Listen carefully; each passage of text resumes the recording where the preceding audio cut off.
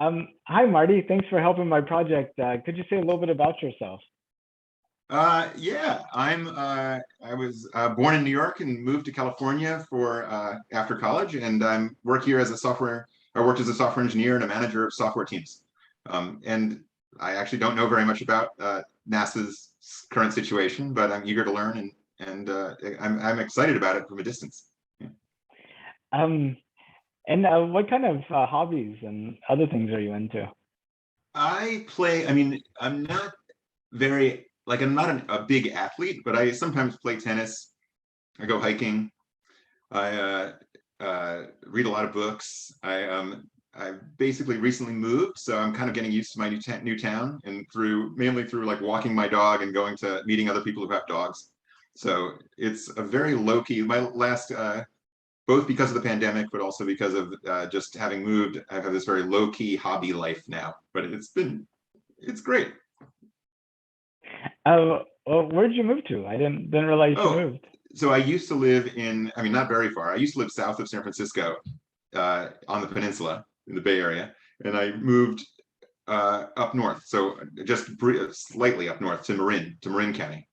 So now I am just getting used to, even though they're both adjacent to San Francisco, there's a slightly different culture, and it's kind of fun to experience Marin County. Uh, it's there's a huge amount of nature, and it has mountains and ocean and lots of hiking trails. Yeah, I just discovered it has salmon. There are actually salmon that swim up from the ocean up the streams to the to spawn here, which I saw. I went to there's a viewing area, and I went to see them last weekend. It's cool. Oh, that's amazing. Yeah. Um, wow. Uh, well, did you know that NASA is planning to send people back to the moon? And I only knew so I only knew that because of you, Nathan. Like I think you mentioned that to me a couple of years ago, and yes, I do know that, but I haven't. Uh, Ever since hearing it from you, I kind of have had my ears open to see how frequently I would hear about it, and I almost never do. But I just looked. It's going to happen. Apparently, it, activity is going to start in 2024. yeah, so I mean, the original plan was to have the next people walking on the moon in 2024, and then that kind of been officially delayed to 2025, and some people think maybe later than that. But Uh-huh. this year we're supposed to be sending the rocket that's going to take the astronauts on a test mission around the moon, and then in 2023 or 2024 we should send a Canadian and three Americans around the moon, and then hopefully in 2025 they would actually go to the moon's surface. So someone's going to go around the moon this year? Not this year, Okay. but in 2023, 2024. I think Okay. 2024 is what the current date is, but That's amazing. I actually remember think seeing a view. There's some picture online of that a satellite took or something of that shows both the Earth and the Moon together, and it was a revelation to see how far away the Moon is. Like the Earth is its certain size, the Moon is its smaller size, and the number of I don't know Earth radii between there is pretty big.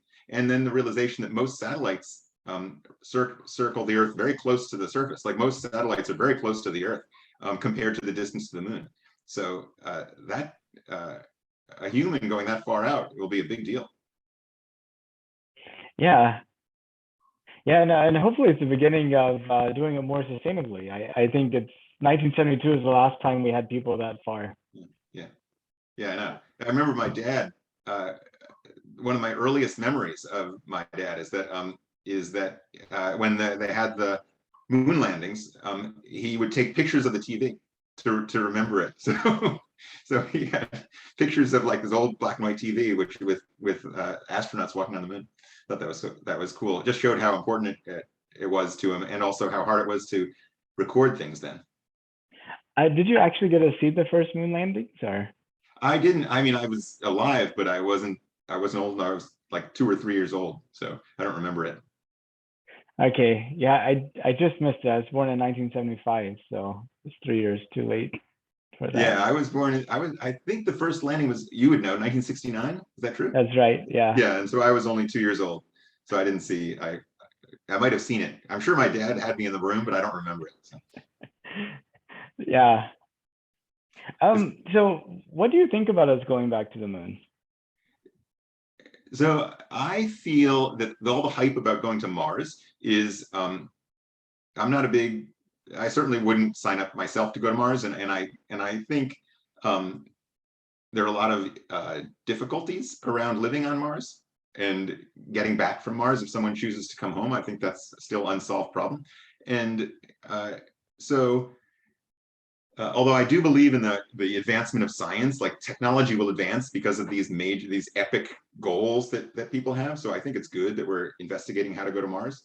But it seems like we're overlooking the moon as a much easier trip, that a lot of the same benefits of a Mars visit could be realized. So I find the trip to the moon much more exciting than a trip to Mars at the moment.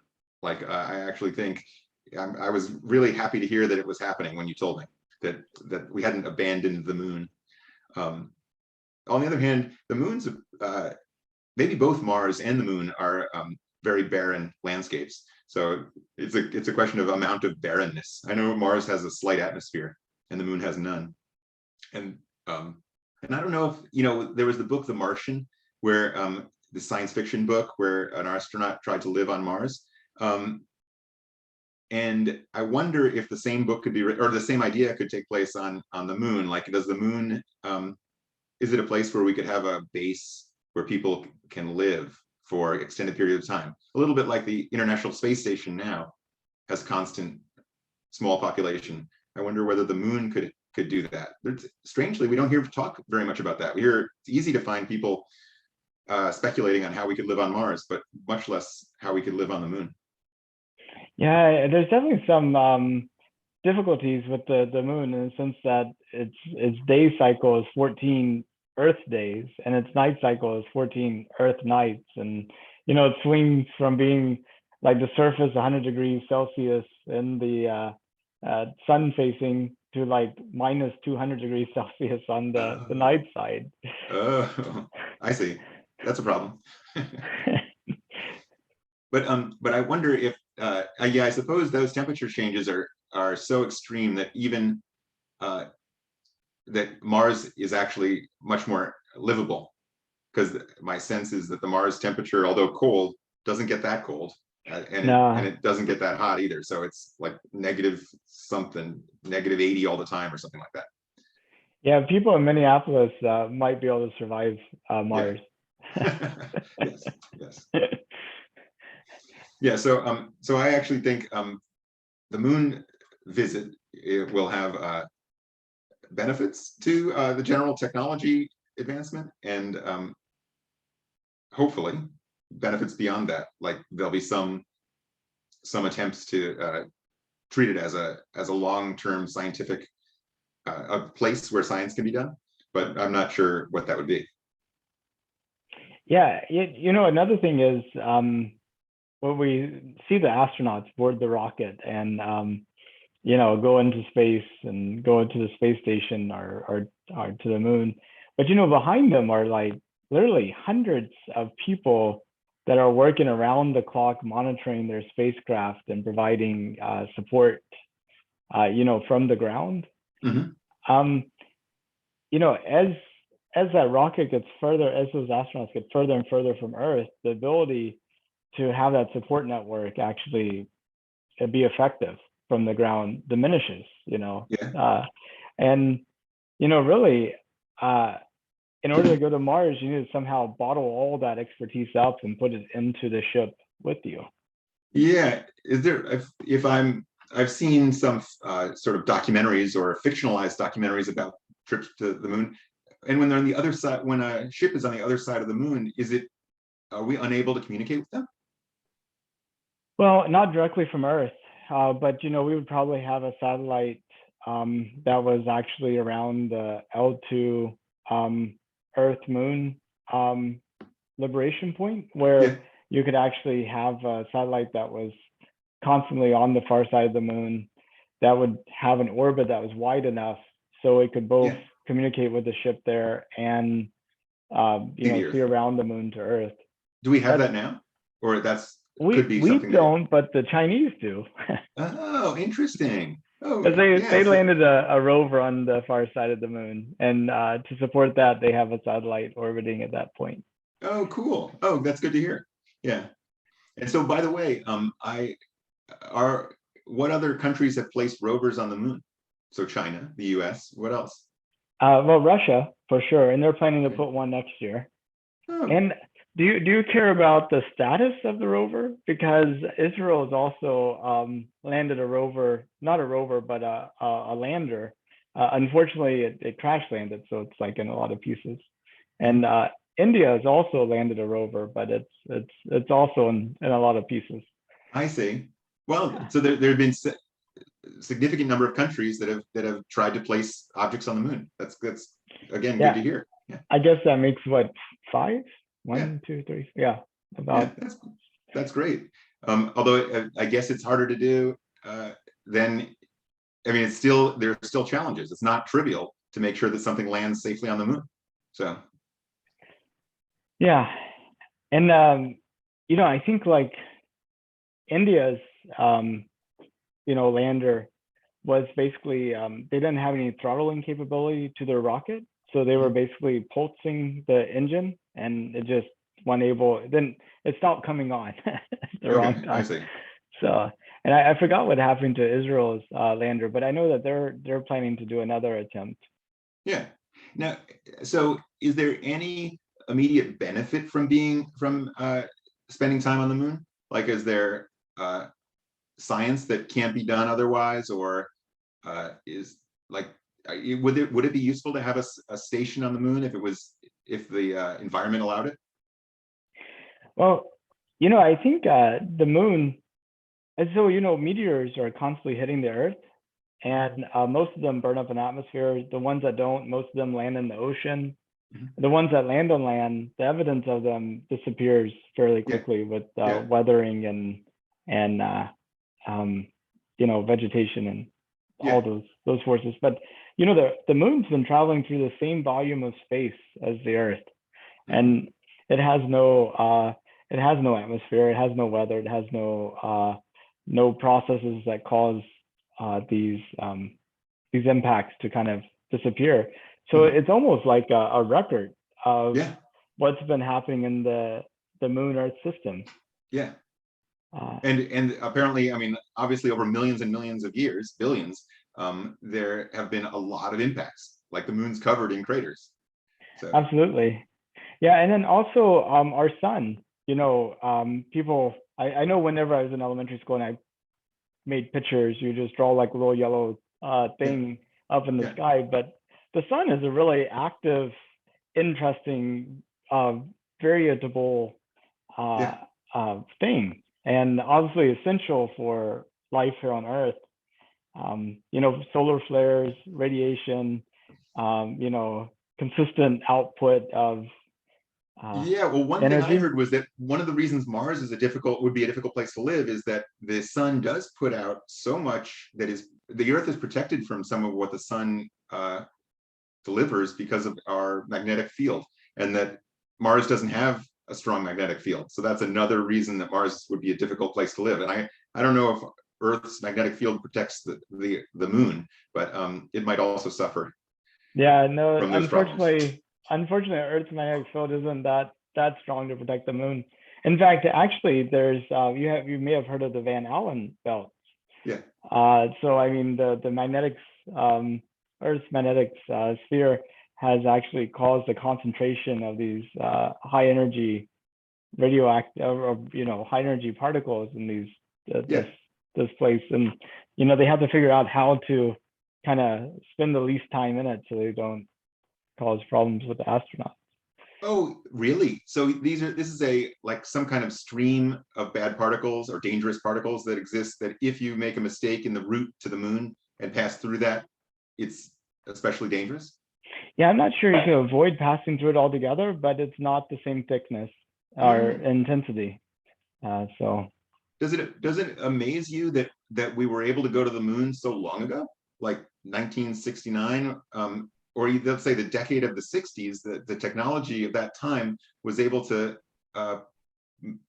put humans on the moon, and relatively safely. Like I'm not there were some explosions, and I don't know if people died, but it wasn't like many people died. We managed to get there, and yet the technique was not repeated. Like it was hopefully not lost. Hopefully we didn't lose the skill, and that the next one will be all the better from what we learned. Well, I think they understood I think they had a mechanical approach to a lot of systems that we now have a programming electronic approach to. Yeah. So they had much simpler systems, so they understood more thoroughly, which I think in some ways gave them a little better benefit. Yeah, that's kind of interesting. Whether or not the amount of risk, presumably the amount of risk now is much, much lower, we hope, but the risks are different. I think the same is kind of true with software. I know a lot about software, and back in the 1970s, programs were very small, and people would understand the complete program. It was possible for a person to understand an entire program, whereas now programmers casually import code that they have no idea about. It's recent events of in many cases, code that you import that you don't know about can cause problems. And it seems like a lot of technology has grown in complexity to achieve the same goals or similar goals to what people had a long time ago. Yes, it does make things more stylish, and I'll bet the astronauts will be more comfortable this time. But different risks, there'll still be risks. So. Yeah. I know it is interesting thing about, but yeah, no, I mean, as far as I know, how we went to the moon the first time, there's not nearly the emphasis on the same amount of safety and the development of I feel like we know a lot more now. But in terms of Apollo, back to your question about did anybody die? We did lose 3 people, but they were testing the capsule on the launch pad and just like a dress rehearsal type of thing. And yeah, they had filled the cabin with high pressure oxygen to try to simulate the same forces on the capsule that you would have if the capsule was in vacuum. And there was a spark and it caught fire and killed them. But I see. So it was the type of accident wasn't related to space flight, although it was some exercise, but it wasn't. They weren't in the air. They weren't in there. They weren't trying to launch either. It was just supposed to be a low risk, test of the astronauts in the capsule in similar conditions as they would have in space. But by the way, that reminds me, in order to get back from the moon, back then, they would they had a small kind of little spacecraft that would take off from the moon and then merge again with a orbiting station. Is that how they would? Is that the plan again, to have a system like that? Well, it's interesting you say that. They actually had a contract or had a selection process that 3 companies were selected to do the initial round for. Blue Origin heading up the national team, and Dynetics heading up a team, and SpaceX. And actually, all 3 of those vehicles look fairly big, but the SpaceX is probably the biggest. And then in the second round, NASA only had enough money to continue with 1. SpaceX is the cheapest, so they're actually planning to use the SpaceX Starship, which is actually much bigger than the rocket that's going to take them there. So it's going to be kind of interesting. I don't know if you've been following SpaceX and what they've been doing in South Texas. No, I mean, I've heard of SpaceX and I follow them a little bit. Don't they launch satellites frequently? A lot. In fact, they're the number one. I would say they're the number one satellite launcher around the world, and they're also providing worldwide internet access through satellites as well. Yes, I heard about that. But now explain. So they're proposing that we place a craft on the moon, which is very large. Well, they're developing this completely reusable rocket called the Starship that they plan to use for a variety of functions. To take you halfway around the world in 30 minutes. So you could go from, San Francisco to New Zealand in 30 minutes, which is a flight that would probably take you about 14 hours right now. You could use the same craft to go to orbit. I use the same craft to take the astronauts from around the moon down to the surface of the moon. So, and it's able.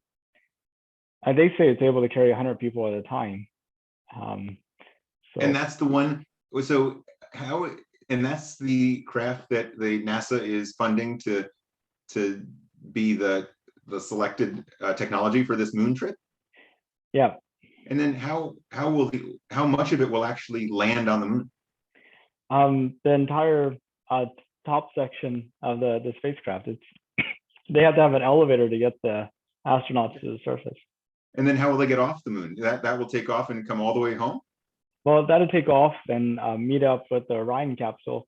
I see. Or they're also planning to put a space station around the moon called the Lunar Gateway. Okay. So the idea is that they would have the lander there at the gateway ahead of time. Then the astronauts would come in this little Orion capsule. And then they would go to, two of the astronauts would stay in the gateway, two would go to the lander. Makes and sense. they would land. So the gateway is going to be sent to start orbiting the moon first in advance. Yes. In 2024, we should have the first elements of the gateway in orbit around the moon. Cool. That's really neat. Yeah. Okay, that's something to look forward to. That's it won't be continuously crewed like the International Space Station is. They'll only send astronauts there from time to time. Yeah, makes sense. And but what an awesome, I mean, is again, it'll have something relatively long lasting that is that exists at the moon or near the moon. And so in theory, it could be used many times for us to visit the moon. That's the idea, that it would be a permanent kind of like command capsule type of thing. That's really neat. Yeah. And is it, I remember, does it take days to get there? Like, was it 3 days that it takes the astronauts to get to moon orbit? Well, it did take 3 days, but the reason for that is because going that speed, the moon's gravity is sufficient enough to kind of capture a craft that's going that speed. If you went faster, you would need to slow down, otherwise you'll pass up the moon. And also, if you need to slow down, you need to carry the fuel to slow down, which means you have to have fuel to speed up the rocket to get. So that's the most economical. And so again, it'll take 3 days again. I think so. Yeah. I see. Interesting. Yeah. But of course, it makes sense that they just need enough to get far enough so that the moon's gravity starts pulling them down, I guess. Exactly. Yeah. Neat. Yeah. But this reusable spacecraft, it's probably going to be a game changer in terms of if SpaceX is successful with this, which they want to do a test flight as soon as the FAA will give them approval, could literally open up space in ways that are really difficult to imagine right now. Yeah, would it be a way station for trips, not just to the moon, but elsewhere? Is that the idea? Or is there any benefit besides the moon? I think NASA has talked about using the Lunar Gateway as like a point to stop on the way to Mars. But I think most people think that that's probably just adding unnecessary complication to a trip any place. Yeah. Yes, I see. So. Yeah, it'll be. Why do you think that this is so? In your experience, are people uninformed about this mission? Yes, I talk to people at Starbucks and at the mall, and I would say 80% of them have no idea we're planning to go back to the moon. Exactly. And do you think that's intentional, that that NASA chooses to emphasize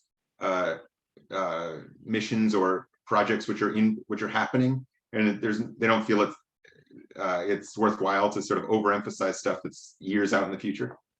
Well, I think NASA has been really promoting a lot on social media, but that unfortunately, unless you're interested in those types of things, you won't see it come up in your feed. Yeah. And the same thing But true. I see stuff about the Webb, the new telescope all the time.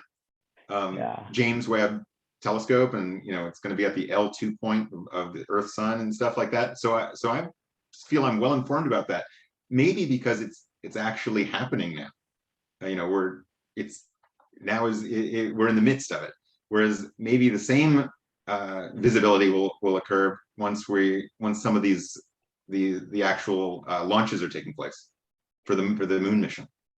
Yeah, I think you might be right, because both Bushes had proposed going back to the moon, and we've talked about going to the moon on a continuous basis, and nothing's happened. Yeah. So people probably are just filtering out as talk to me when you really do something. yeah. And actually we're kind of, funny to say, but we're kind of lucky to have a moon, and such a big one. It's true that our moon is notably large relative to the size of the Earth, right? Mars's moons are tiny. Yeah, they're just like captured asteroids. Yeah.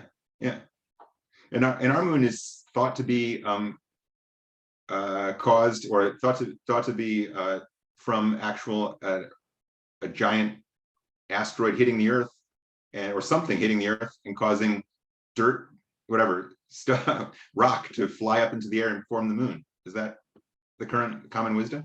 That's what I understand too. But probably putting some geologists on the moon and having them do more sampling and analysis would probably yield a lot of interesting information. And now that it's becoming more common for average people to experience space flight, maybe it'll someday be common for average geologists to be just recruited to visit the moon. Like with relatively little training, they won't have to be as a full-fledged professional astronaut, which would be amazing. And do you know how many geologists we sent with the Apollo program? Well, my guess is would be only coincidental that one of the astronauts happened to have a geology degree, but my guess is 0 or 1. Yeah, 1 would be right. He was one of the last 2 people on the moon. Harrison Schmitt. He actually went off to become a senator too. Oh, and what was he? Was he a practicing geologist before going? He was. He was actually a real geologist, as opposed to somebody that happened to be a geologist. So. Yeah, good. Yeah, that's pretty incredible. The other thing about the moon that is maybe just an accident of the pictures, but in terms, the color of the moon seems really boring. So I don't know if that's for real, or is the moon really just a big gray pile of dust? Like, it just looks, all the pictures make it just out to be one color. Pictures of Earth's rocks are incredibly varied and sort of, you can see layers and everything, but moon looks kind of boring. Yeah, I've seen some pictures of the moon taken from Earth that really helps to bring out the colors. And there was this one astronaut, Alan Bean, who after he came back from the moon, he decided to become a painter. And so he's painted these really colorful pictures of his experience. Cool. So I think it's more impressionism than it is actuality. But that would be another thing. We landed 6 times, but in the same geological types of areas. Mm-hmm. So it'd be interesting to see as we kind of explore other places what we might see. Yeah. How old is the moon? Like I guessed it was billions of years ago that it formed, but do you know what? I don't know. Is believed?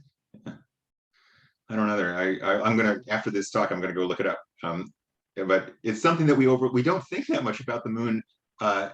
Most of us don't think that much about the moon, yet it is this really awesome.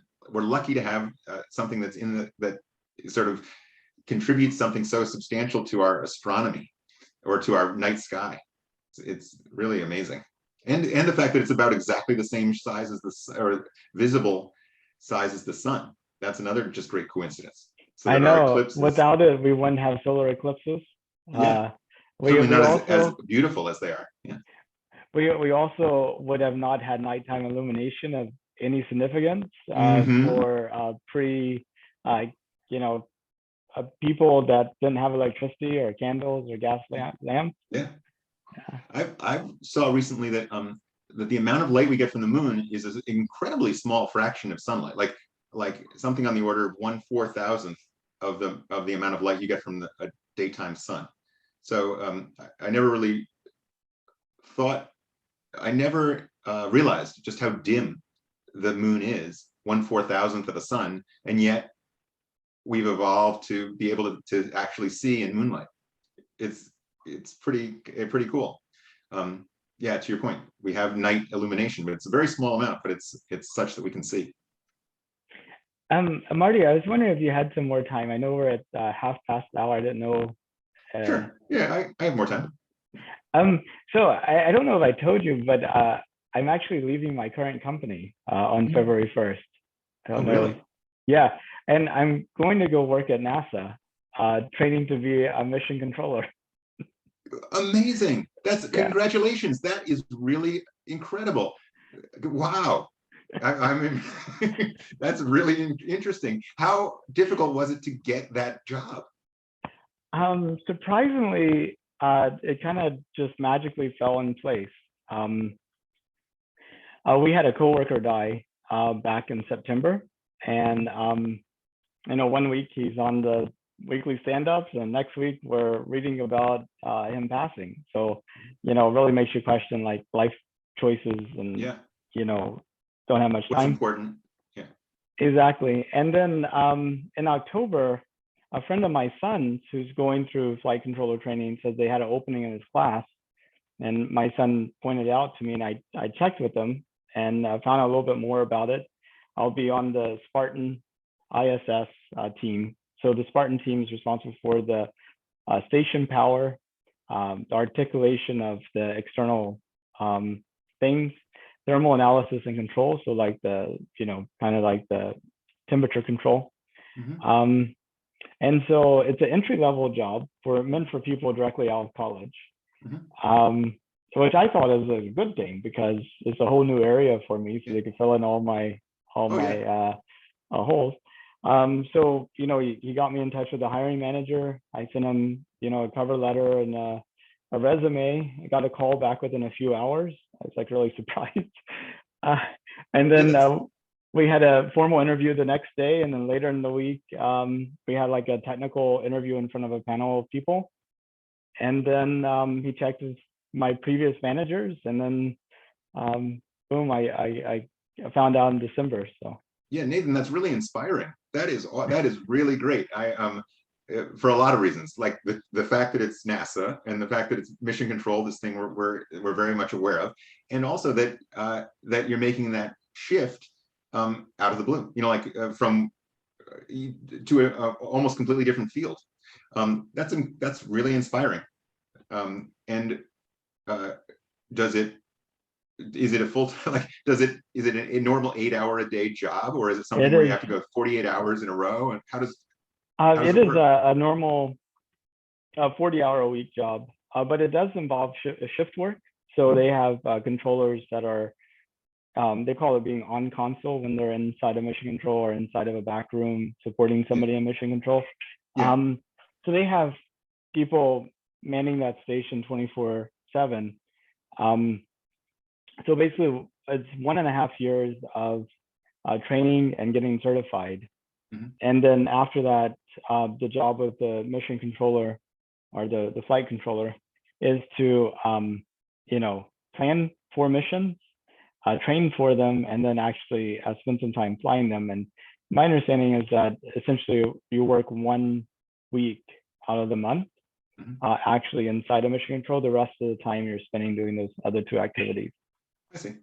And you said you would work at ISS, the International Space Station, or on the International Space Station would be the thing that you're helping to control? It would be. And what I would hope to do is try to get over to the moon program before that Mhm. first moon landing, Mhm. and to be in mission control whenever the next people land on the moon. But I got a Yeah, yeah, feeling I'm not the only one who does that idea, and there's probably a lot of of course. more senior people. Yeah, yeah. So, But still a great goal. I mean, awesome. I don't give up on that goal. That's also inspiring. I wonder, um, when I watch video of the mission control, it's always a little bit of a mystery what the people are doing. And some part of me is thinking, is this a bit of theater? Like, do they really need literally people sitting on these like balconied area with so when you're actually in it, I'm going to be so eager to check in with you and find out what it's really like. Uh, it's we've all seen that in movies and in reality, the people who are sitting monitoring whatever mission. yeah, I think before, I mean, the number of people in mission control has completely shrunk since the Apollo era. I mean, you literally had thousands of people there for the takeoff and different parts of the mission, Yeah. and they're down here manually using their slide rules and calculators, and really tracking every aspect of it. But I think right now there's like three main teams, but depending upon what's going on, there might be 6 or 7 other teams that are brought in. So yeah, I look forward to getting into the weeds of it, and finding out how it all works, Yeah. what's really going on. And the other thing is that it seems like you'll be on. It's a public job, so you may be your work may be like on video, especially during major tense moments. That's also something I've wondered about. Is the person takes this job and then they are uh, they are responsible for celebrating when things go well, and then they're also there if something goes wrong. They're also there on YouTube, just real time. You see how people react. It's an important job. Yeah, it's gonna be interesting. But yeah, I definitely would love to keep in touch and let you know about my experience. Yeah. By the way, is that near your house? Are you close enough that it's No, I'm going to end up getting an apartment right next to the Johnson Space Center, and then drive there Sunday night and come back Friday night. okay? And my wife might come down midweek, Mhm. but hopefully at some point I can convince the family that we should all move down there. Yeah. I don't want to take any big steps just yet. Right. How far is the drive? Without traffic, about an hour and 15 minutes. With Okay. traffic, maybe up to 2 hours. Okay, so not so bad. It's not a half day or a full day drive. It's No, not like okay. that. Not Good. like that. So Good. it's right at the level where you could be miserable and still make it work. I just it's just it's made me happy to hear that you've shifted to that new job. That's going to be great. Yeah. But you said you wouldn't go to Mars. Would you take a trip to space or to the moon? Um, it would have to be in any of these things. I would gladly do it. I'm not against doing things that are adventurous, but it feels like it's not safe enough now. I mean, for me, I mean, it's not something that I'd be willing to take as much risk as I think is required. Even space flight now feels a little dangerous to me. But if it got safer, I definitely would do it. So, for instance, if and it was and I could afford it. But a trip to the moon seems much more accessible or reasonable to me than a trip to Mars. Just the amount of time it takes to get to Mars is months and months, I think. And yeah, I'm not drawn to it to expend that much time. But a trip to the moon where you could get there in 3 days, I'd be willing to do. That's travel I can easily do. But like I said, it would have to be not risky. And also, you can come back from the moon. Mars, right now, it's you go there and you become a colonist of Mars. I don't think they have plans to bring people home. Well, Elon wants to build a 1,000,000-person city on Mars, and use the Starship to take people to Mars. And he says, they plan to bring the ships back, and they would bring back people if they wanted to come. So. Oh, okay.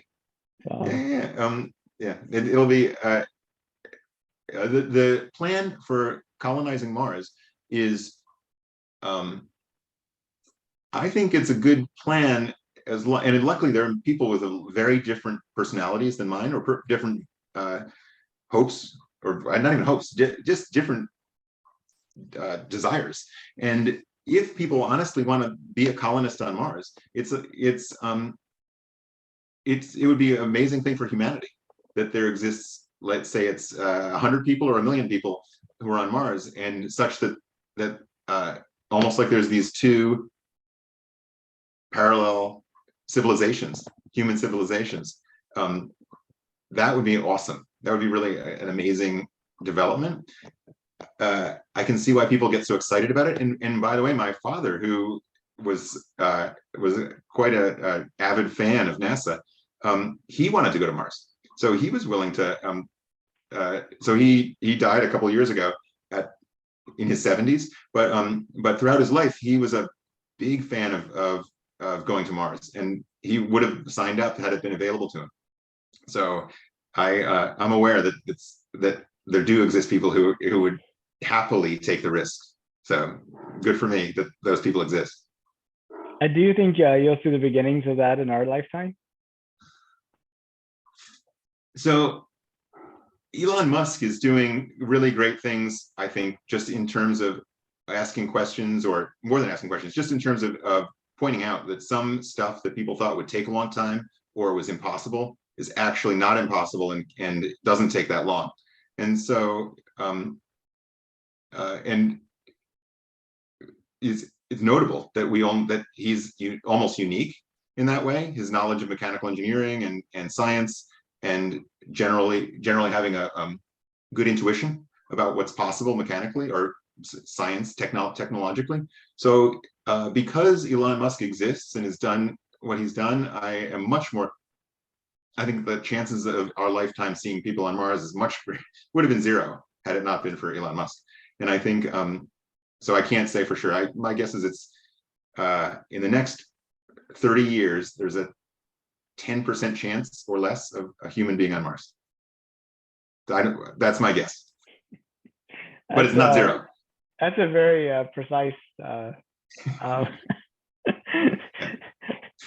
Yeah, I mean, I was trying to communicate that I think it's possible, and I do think that the reason it could happen would be there has to be pressure from even individuals. Like humanity has to create enough people who are that visionary and that capable to make it happen.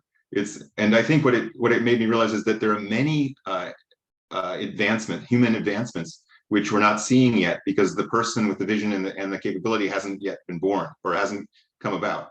But it's really incredible how a single person with a vision can cause major change. So I think I've grown to really appreciate just how hard predicting things can be, because the effects of a single person is so huge. It's also true in history, but now we know it's true for technology. Imagine Thomas Edison. I mean, yeah. Or Henry Ford, or right, Einstein, exactly. But Henry Ford and Thomas Edison, they brought us incrementally ahead. I don't think I think the work they did would have happened 10 years later. But I'm not sure we would have had a space program like we do now if Elon Musk hadn't come along. I mean, it's not as if we were just waiting, just time would have caused it to happen. I think the focus on the viability of space travel is 10 times what it would have been because of his work. So yeah, and it's hard to believe space travel, Tesla, Boring Company, Neuralink. Yeah, I know, and solar energy. Yeah, exactly. And so it's a testament to how influential a person could be, you or I, if we really had a vision and skills to do something. An individual person can make a huge difference. It's yeah, I'm not sure what to make of that, or how to change my life because of that. But but some people like Elon Musk's style, others don't like it. Separate from that, just the effect he's had on certain type of technology is unbelievable. Yeah. Yeah. But Well, yeah. Well, I see this series as being like a time capsule for generations yet unborn. So let's say that 10% in the next 30 years actually happens. yeah, And let's say some distant relative of yours is looking at this video to finish a high school paper about what were people thinking before we took those next steps on the moon. mhm. Is there anything that's any nugget or tidbits you think would be good to share with that future generation? Assuming that at that time we are, we are living on Mars, or travel to the moon is commonplace. I would say that all the more that don't don't think that the way the world is right now is the way it will always be. That there's room for improvement, and that it takes it really takes effort and vision to make that improvement. So don't get, as you're aware, if things have changed that quickly, then things are really moving ahead. And so take that to heart. So. Well, Marty, I really appreciate your time and having this discussion. It's been so good to reconnect with you. Yeah, same here. Yeah, Nathan. I hope we communicate again soon. So. Okay. Well, I hope you have a good rest of your evening. Thanks. Bye. Okay. Bye bye.